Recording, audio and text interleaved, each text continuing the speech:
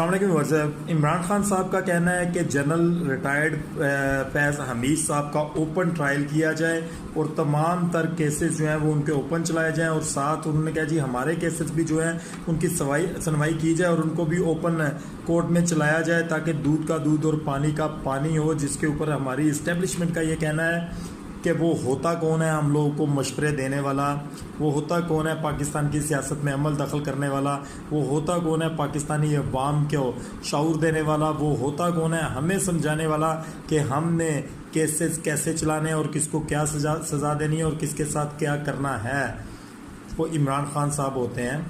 जिन्होंने ये सारा शऊर अवाम को दिया है कि अपने हक़ के लिए खड़े होना कैसे होना है और अपना हक़ कैसे लेना है। अगर इमरान खान साहब अवाम को शऊर ना देते तो आप लोग अवाम को गधों की तरह जिधर मर्जी हाँकते रहते। ये अवाम हमारी है वैसे इसी काबिल जूतों के